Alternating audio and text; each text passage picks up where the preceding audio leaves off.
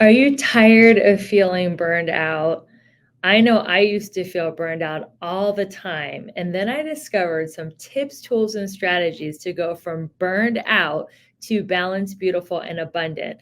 I will be sharing them on this show, as well as interviewing experts that are going to help you transform from exhausted to energized and stressed out to serene.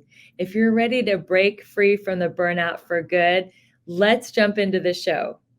Welcome to the Balanced, Beautiful, and Abundant Show. I am your host, Rebecca Whitman, helping you go from burned out to balanced, beautiful, and abundant. Today, we are really excited to have Karen Hall with us in the studio, the Queen of Empathy. Welcome, Karen. Thank you, Rebecca. It's great to be with you.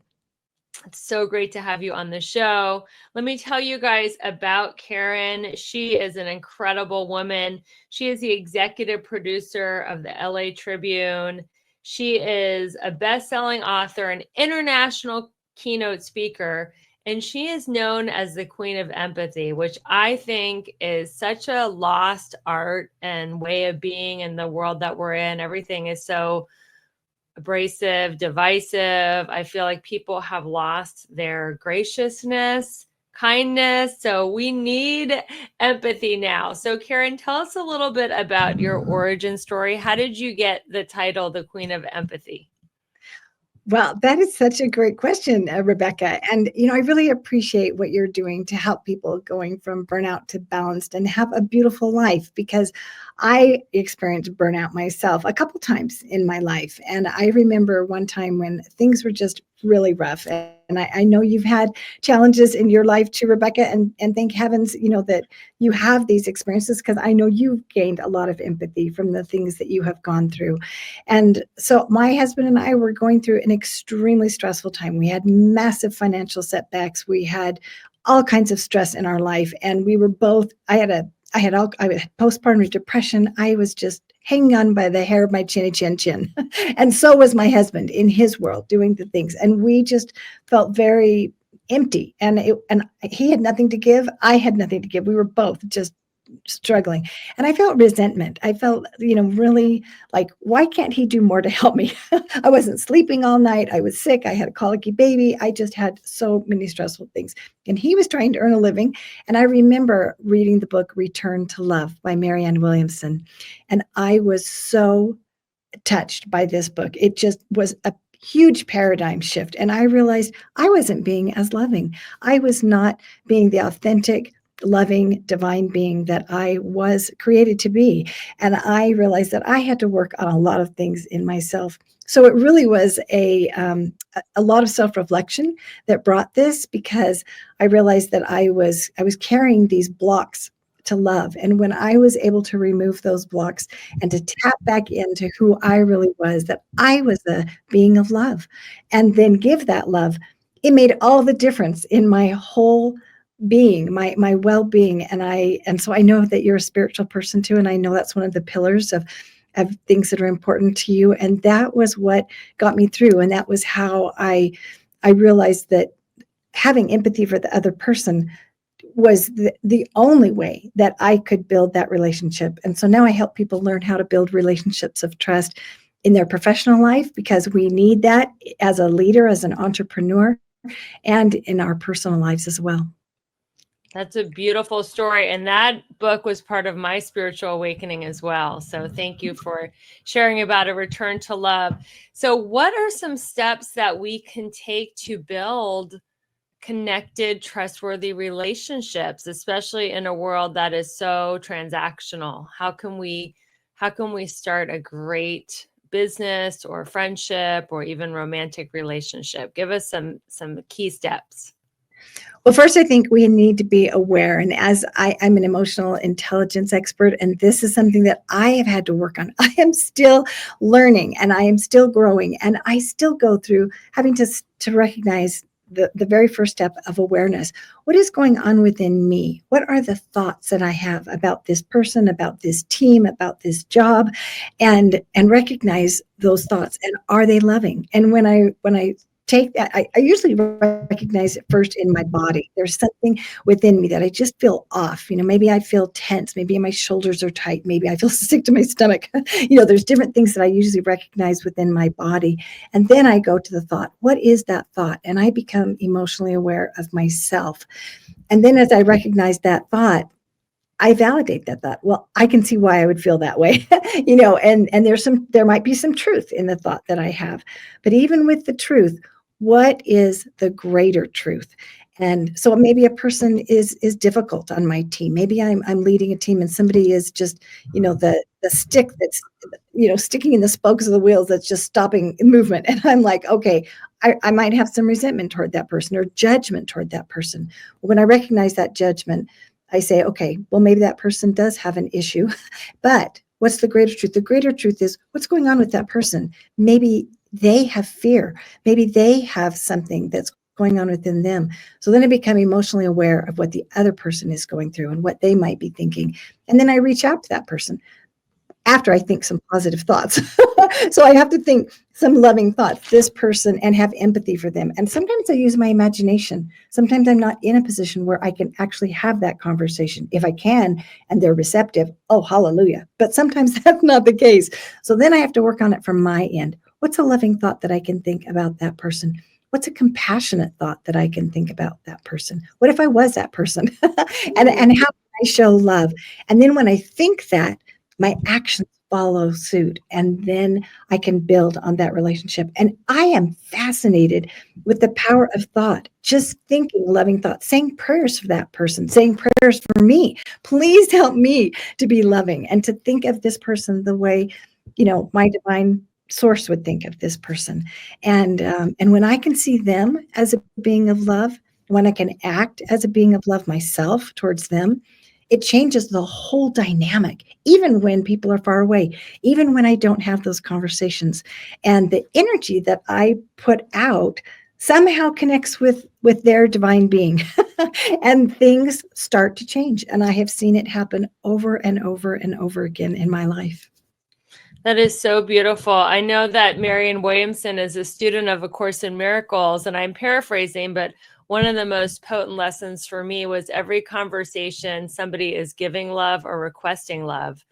Right. And if somebody is being rude or unkind, it is a huge paradigm shift to see that as they're actually acting out of fear and they are requesting love. Absolutely. And that was one of the most powerful things for me too. And I trained under Marianne Williamson as wow. a spiritual life coach. And it was so amazing to get to ask her questions. And because I had read her book, several of her books, I was just like everything I could find that she wrote. And I studied the Course of Miracles. And then when I got to talk to her, and I would give her, like case studies. Well, what about this? And what about that? And it was so amazing. And I just felt like I was just like, teach me. It was just an incredible experience to get to work with her directly. Are you tired of endless diets and frustrating results? I know I was, and I didn't want to count calories, count macros, and I definitely didn't want to jab myself in the stomach with a needle to get the benefits of GLP-1. I'm so grateful I discovered the body transformation system. I have been on this easy to follow supplement program for a month, and I cannot even believe it. I went from 25% to 17% body fat. I haven't been under 20% body fat in my entire adult life. What I love about this system is it's all natural. It helps you regulate appetite, boost your metabolism, and burn fat. No chemicals, no needles, no harsh stimulants, no side effects, just results. All you have to do is go to the show notes to grab your sample. I can't wait for you to get the same results that I'm getting, and let's get lean and strong together. See you back in the show.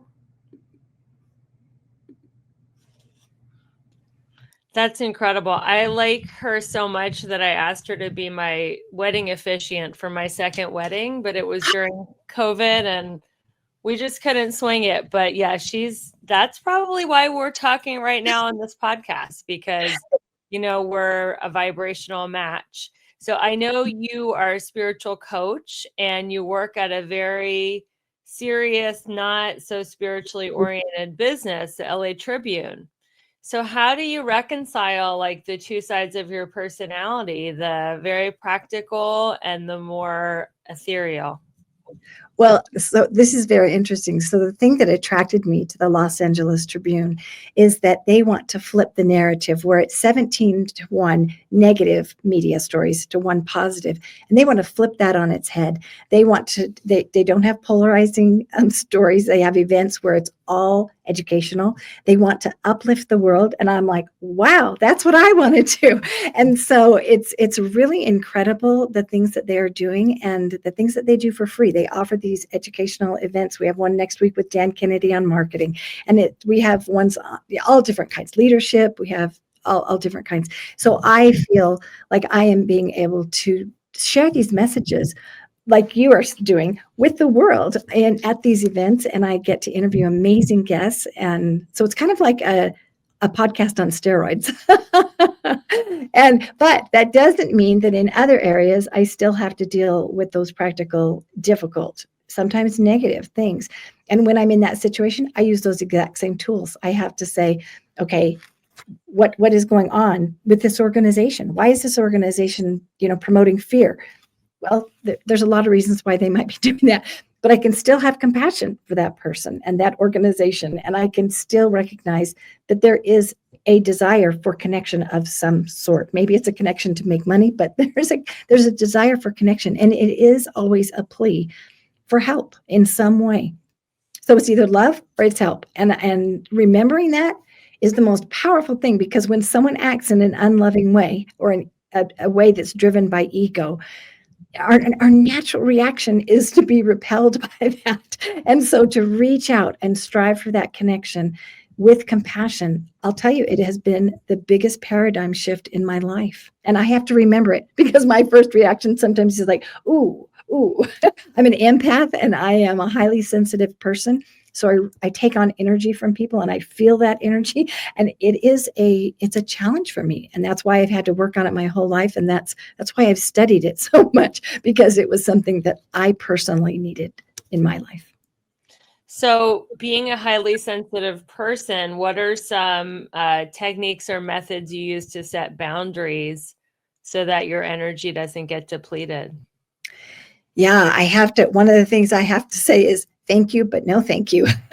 Thank you for, whatever they're wanting me to take on. And I have to recognize, and usually it's, like I said, it's something within my body. I start to feel a somatic sensation of some sort. And I feel the energy. Sometimes it's overwhelming. Sometimes I feel like, whoa, this person has such strong reactions and it's so overwhelming. And sometimes I just have to take a break and say, you know what, I'll get back with you on that. Or, I need to have a break. I often have to take a little break so that I can regroup and ground myself and remember these tools, because those tools fly out of my head when I am emotionally escalated. And so what I work on is how to regulate my nervous system. And what's so amazing is when I regulate my nervous system, I co-regulate with you and it calms your nervous system. And that is another tool that has been just the most brilliant thing in the world, that I had no idea that did that. It took me a long time to realize that. And I remember my dad's a psychologist, and he used to tell me, you have a gift to soothe people. And I'm like, really? And I didn't really understand what that meant for years and years, until I learned about regulating your nervous system and how you co-regulate. And I'm like, oh, that's what my dad was telling me. And then I saw it in action again and again. And that is another powerful tool that I teach people, because I've had to learn it. Because when I was so escalated, I just wanted to run away. Get me away from this negative energy. And I wanted to be able to calm myself somehow. But I had to get away from that negative thing. But now I realize I can calm myself sometimes in that situation. Sometimes I still have to take a break. But now I've learned how to even calm myself in that situation. I've been in leadership roles that have been very challenging, and a lot of negative pressure and negative energy and attacks. And I have to remember, where are those coming from? Why is that happening? It's because there's a cry for help. There's a cry for connection. There's a fear that's going on. And then I have to calm myself and remember that. And then I have to offer love. Beautiful. If you had a billboard on the side of the road and it could say one sentence that would inspire humanity, what would it say? It would say, "You are a being of love." I would remind everyone their divine identity so that they would know that they had love to give and that they could tap into that at any time and give love to themselves first and then fill themselves and give love to others. Beautiful. And what are your favorite self-care practices for cultivating self-love? My favorite practice is when I started as a child. I used to go to the mirror and I really felt like I didn't quite fit in. I felt like I was much more sensitive and more spiritual than my family. My dad's an atheist, my mom's an agnostic. So I talked in the mirror and I would say, "How are you doing?" "I'm sorry that they don't understand you." And then I learned to tell myself I loved myself, and I had compassion for myself first. Then I was telling myself how much I loved myself. Then I was celebrating things. "Wasn't that great that you were able to do that?" Now I do mirror work in a much more effective way. I didn't really know how to do it and how to use the present tense, like I am succeeding, I am courageous, and so I use these affirmations in the mirror work, and I look at myself and just stare into my eyes and tell myself how much I love myself every day. So beautiful. Thank you so much for being on the show.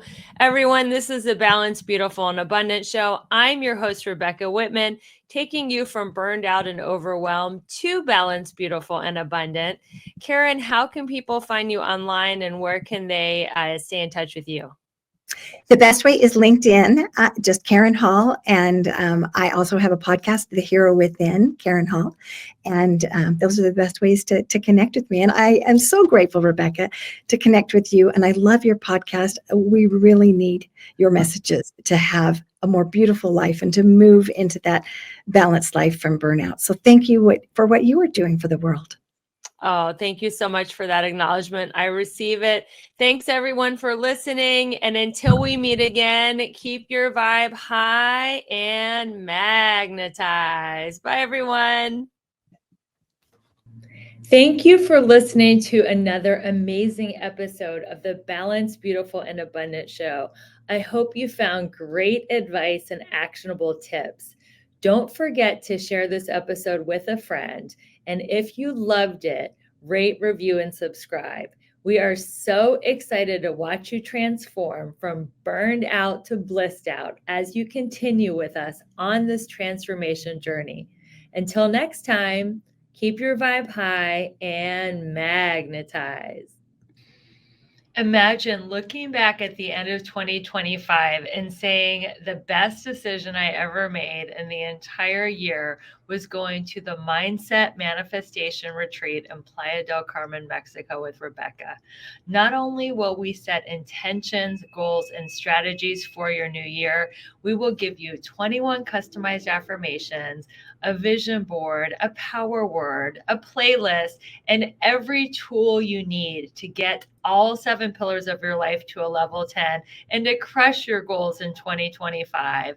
In addition to all the goal setting and masterminding, you'll get to relax in a luxury spa, do yoga, and have a sound bath, all at a beautiful retreat, an amazing Playa del Carmen, Mexico. And if you can't make it all the way to Mexico, which I know you want to do, and I can't wait to see you in Mexico, I'm having a little mini version of that on December 29th. It is a free training I do every year for my community called the New Year, New You workshop, where you will get 21 customized affirmations to make sure that 2025 is your best year ever. Go to the show notes to learn more. I'll see you at the retreat.